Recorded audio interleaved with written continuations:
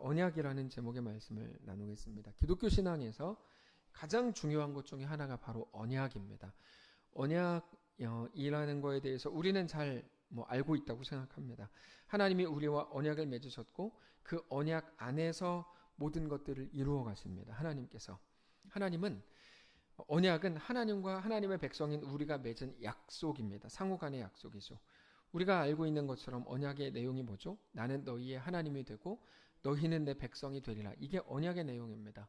그러니까 예수를 믿는다는 게 그냥 나는 예수 믿어요 라고 입술로 말하는 게 아니고, 그것도 말씀드렸죠. 로마서 10장 10절인가요? 그게 여기 보면 어떻게 되어 있냐면 로마서 10장 10절이 사람이 마음으로 믿어 의에 이르고 입으로 시인하여 구원에 이른다. 이렇게 했기 때문에 많은 사람들이 나는 예수를 믿어요 라고 입으로 고백하는 것에 효능이 있다고 생각하는데, 이거는 그런 말이 아닙니다.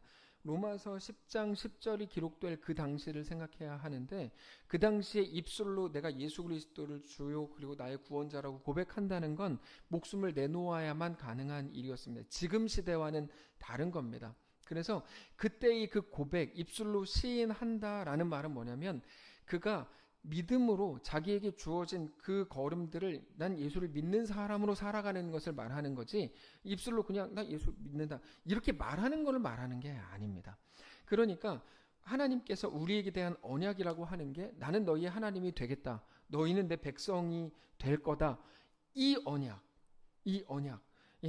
결국에 우리가 하나님의 백성으로 살아가는 것, 믿음으로 걷는 것이 우리에게 주어진 것이고, 동시에 하나님은 한 번도 변함없이 너무나 신실하게 우리의 하나님이 되시기를 지키시고 이루어 가시는 거죠. 그게 이제 우리의 삶인 겁니다. 그 관점에서 오늘 본문을 봐야 됩니다.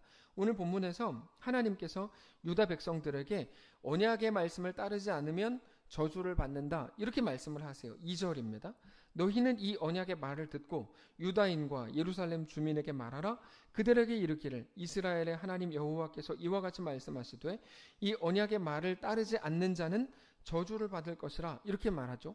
근데 하나님께서 말씀하신 그 언약이라고 하는 건 출애굽 때 주신 언약이랍니다. 4절에 이 언약은 내가 너희 조상들을 쇠풀무 애굽 땅에서 이끌어내던 날에 그들에게 명령한 것이라. 곧 내가 이르기를 너희는 내 목소리를 순종하고 나의 모든 명령을 따라 행하라. 그리하면 너희는 내 백성이 되겠고, 그러니까 우리가 하나님의 백성이 되는 방법은 하나님의 목소리를 듣고 순종하고 그 모든 명령을 따라 행하는 것이라고 나오는 거죠.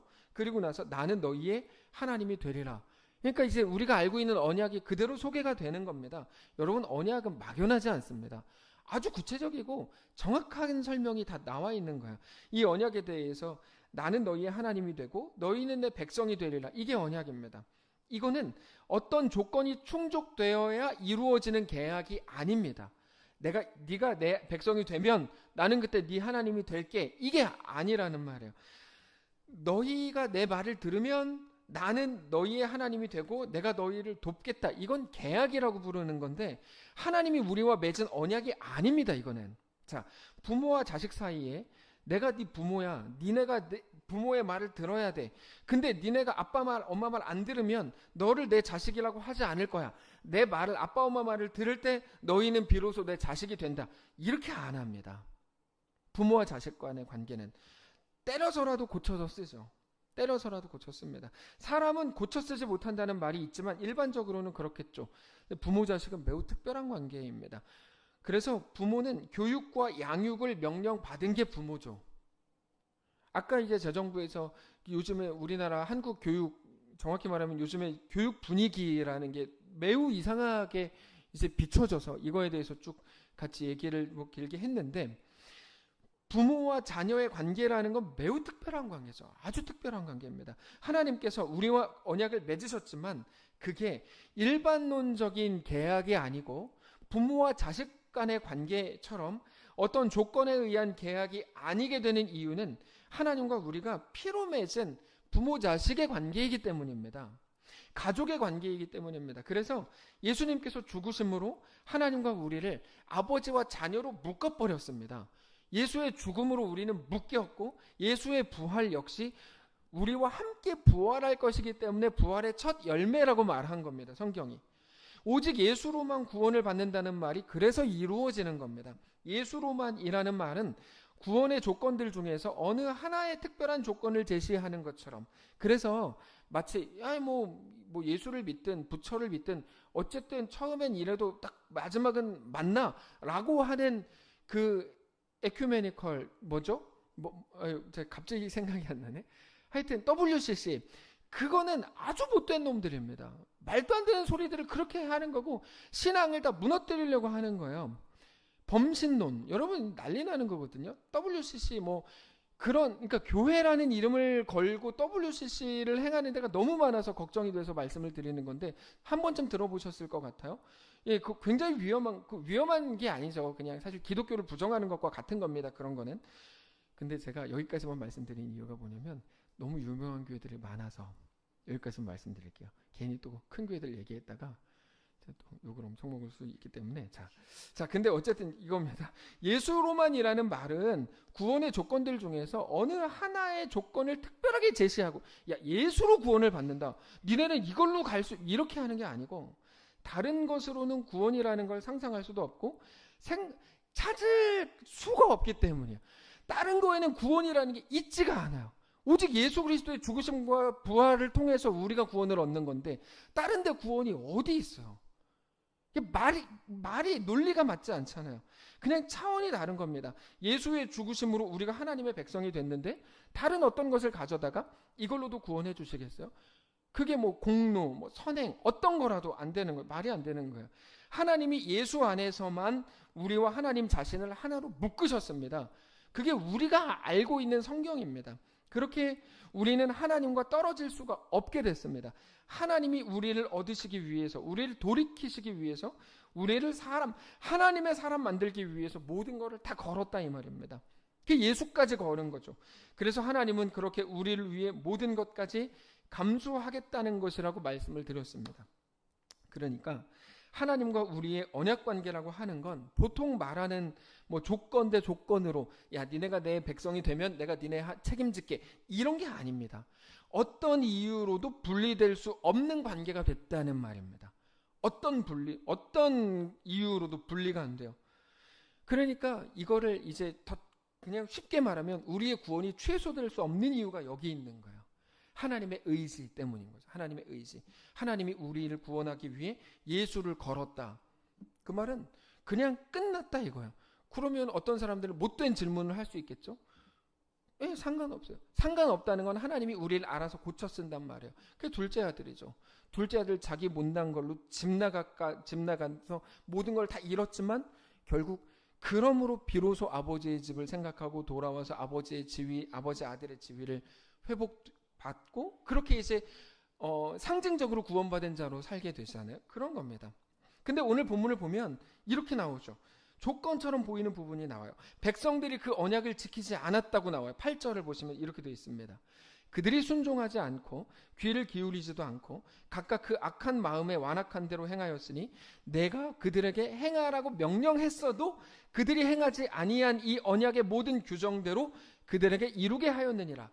자, 이게 무슨 말이냐면 그들은 순종하지 않았고 하나님의 말씀에 귀를 기울이지 않았고 자기들의 악한 마음대로 행했고 하나님의 말씀을 지키지 않았다.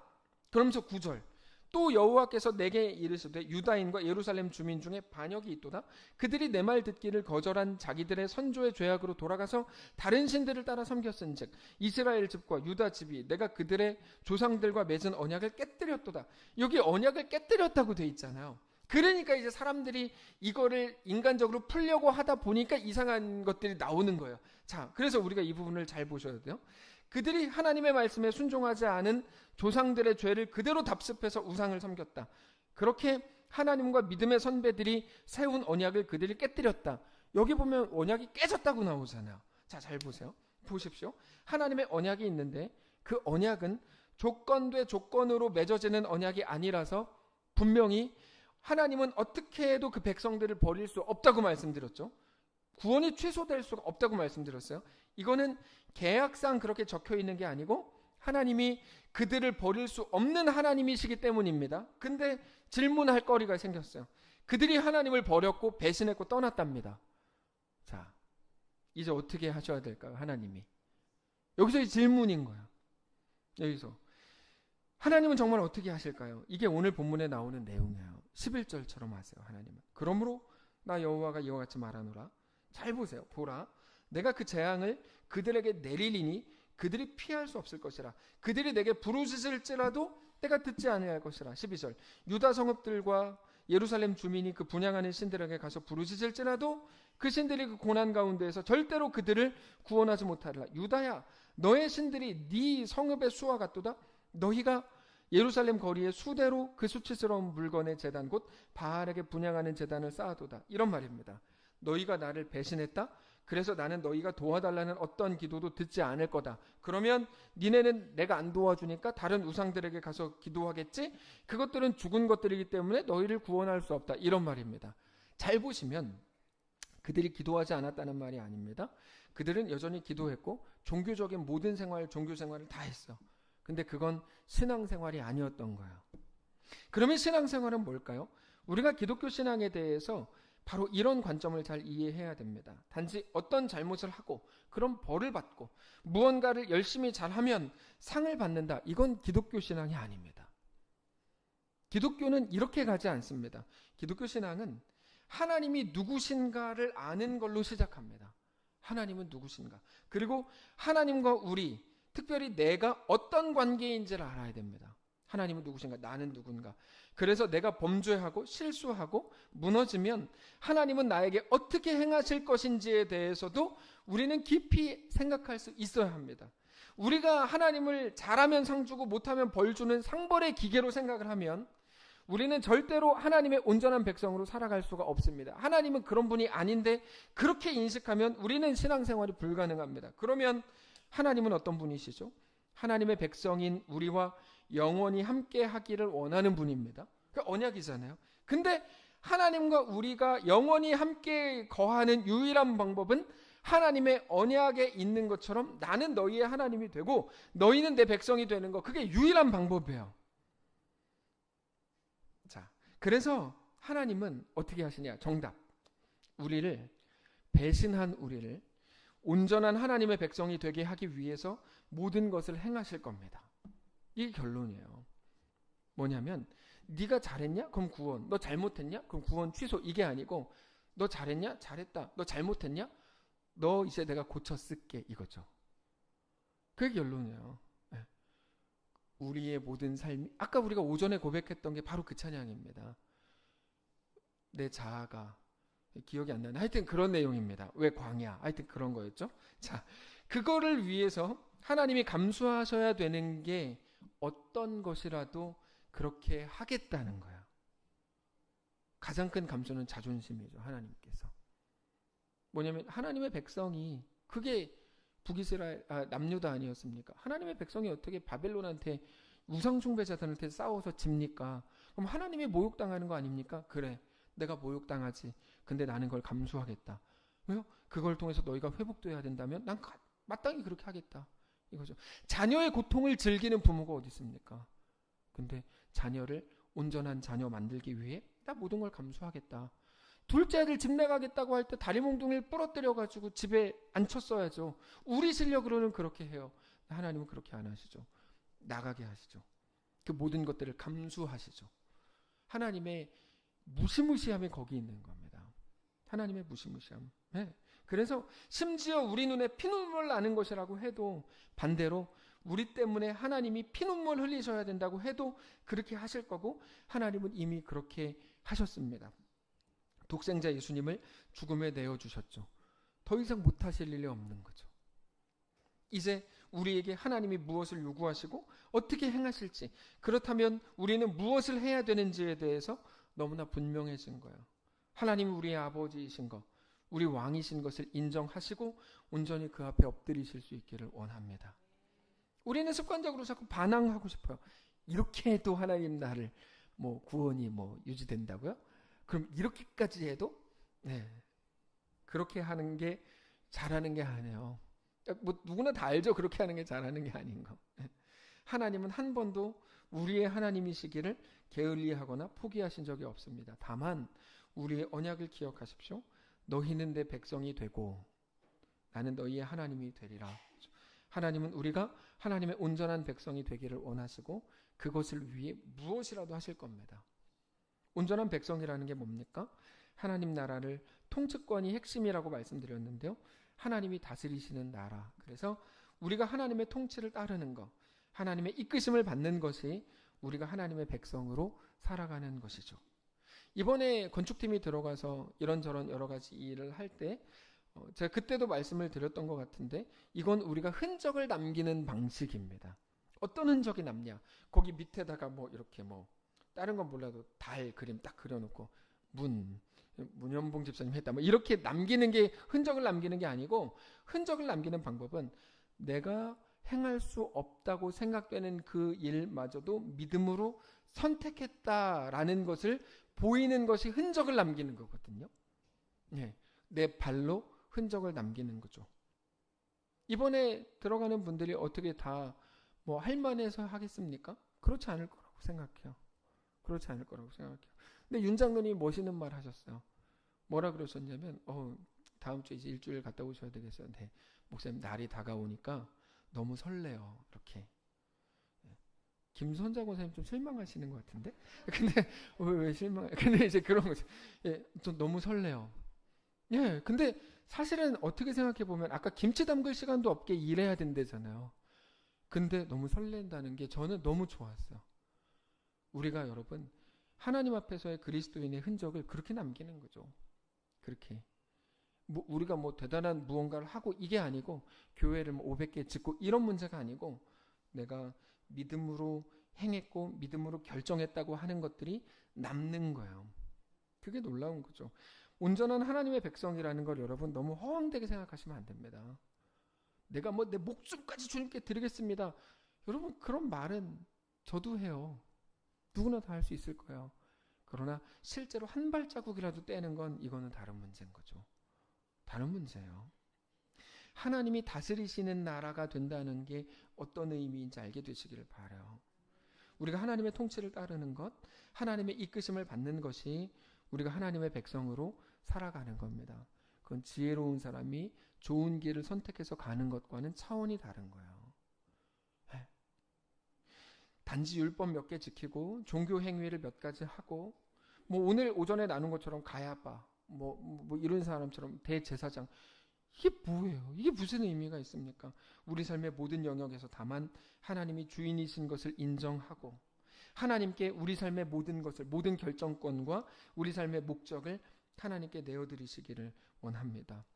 제가 우리 교회 좋아하는 이유가 여러 개 있지만 그 중에 하나가 이런 사람들이 솔직히 많아요. 저는 이게 너무 좋아요. 너무 좋아요. 내 삶을 하나님께 결정권을 내어드리는 거죠. 여러분 한국에 똑똑하지 않은 사람 전 한 번도 못 봤어요. 다 똑똑합니다. 다 계산할 줄 알고요. 어떤 사람들은 정말 뭐 헌신 많이 하는 사람들 바보라고 생각하는 사람들도 뭐 있더군요. 근데 아니요. 그 사람들이 믿음이 무엇인지 알아서 그렇게 하는 거지. 그 사람들이 바보라 그렇게 하는 거 아니에요. 그래서 많은 분들이 존경받는 거죠. 우리에게 존경받는 분들 많으시잖아요. 이게 멋있는 거죠. 이스라엘 백성들이 실패한 그거 뭘까요? 하나님의 백성으로 살기보다 이 땅에 잠깐 더 좋아 보이는 것을 얻으려고 하고 그거를 위해서 하나님마저도 타협의 대상으로 삼았던 그 삶의 모습이 우리 오늘의 모습에 나타날 때가 많습니다. 오늘 다시 한번 하나님의 말씀 앞에 서시길 바랍니다. 우리 삶을 그렇게 점검하실 수 있기를 원합니다. 무엇을 위해 열심히 사셨습니까? 아니 조금 더 쉽게 말하면 무엇 때문에 지난주에 분노하셨습니까? 무엇 때문에 그렇게 서운하셨습니까? 저는 분노의 지점과 서운함의 지점이 우리 신앙의 아주 중요한 부분이라고 생각해요. 그거 점검하시지 않으면 안 돼요. 그거 점검해 보시면 내가 어떻게 살고 있는지 너무 쉽게 나와요. 누가 나를 무시했잖아.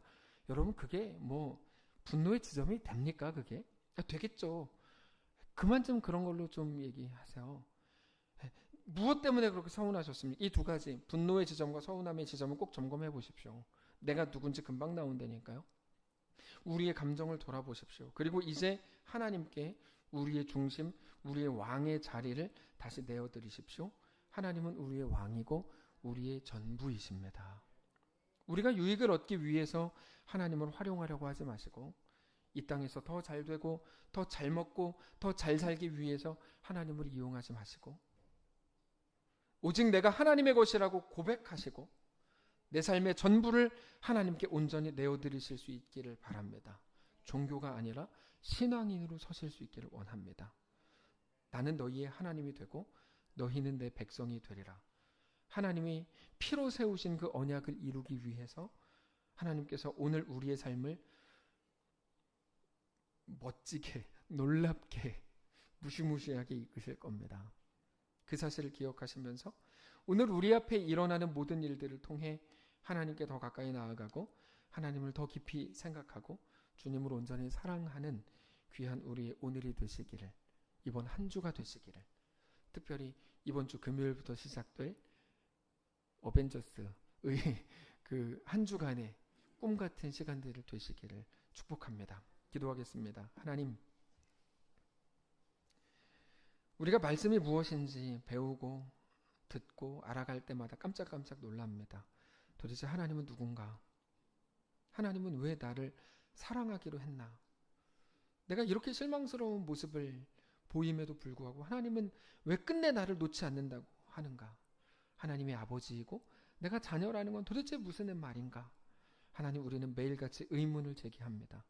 그때마다 성령으로 찾아오셔서 우리로 하여금 묵상하게 하시고 생각하게 하셔서 내가 주의 자녀라는 게 뭔지, 하나님이 나의 아버지라는 건 뭔지, 예수 안에서 피로 맺은 언약이라는 건 또 어떤 건지, 영원한 날까지 나를 완벽한 하나님 나라에 합당한 주의 자녀로 세우시고 주의 백성으로 세우셔서 잠깐 화살과 같이 지나갈 이 잠깐이 지난 이후에 영원히 하나님과 천국에서 함께 동행한다는 건 어떤 것일지 정말 생각하고 고민하며 그것을 알고 믿는 자로 살게 하옵소서.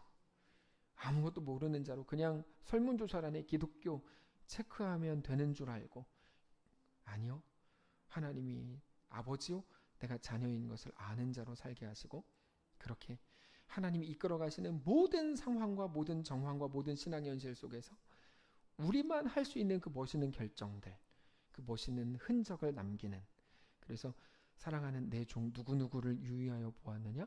그와 같은 이가 없다. 그는 내 자랑이요 영광이다. 그는 정말 존귀한 자다. 그가 여기서도 멋있게 성도로 산다. 이런 상황에서도 그는 정말 하나님의 백성으로 산다. 사랑하는 모든 우리 성도를 될 수 있도록 역사해 주옵소서. 하나님, 우리가 연약하지만 하나님 우리에게 말씀하시는 것을 따라서 이번 주에 또 들어갑니다. 사랑하는 5명의 성도들 가운데 함께 하시고 하나님의 놀라운 은혜가 그분들에게 부어지게 하옵소서. 생업을 놓고 갑니다. 하나님 아시죠? 모르실 리가 없죠.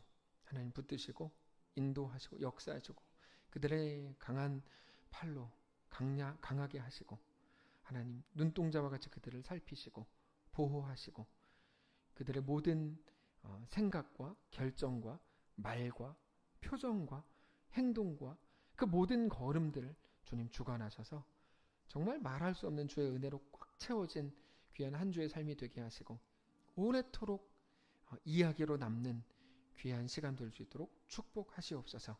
돕고 협력하는 모든 자들 가운데 함께 하시고 하나님의 거룩한 은혜로 충만케 하옵소서. 감사드리며 살아계신 우리 주 예수님의 이름으로 기도합니다.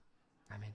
이제는 우리 구주 예수 그리스도의 은혜와 하나님 아버지의 다함없는 사랑과 성령의 교통인도 역사 위로 함께 하심의 은사가 이 시간 주를 바라보며 예수 안에 허락된 그 길을 믿음으로 담대하게 걷기를 소원하는 사랑하는 모든 성도들 머리머리 위에, 그들의 가정과 자녀들 위에, 이번 주에 시작될 새로운 한 주 꿈같은 기간 그 위에, 또 우리의 모든 인생 위에, 사랑하는 이 교회 위에 이제로부터 영원까지 함께 계실지어다. 아멘.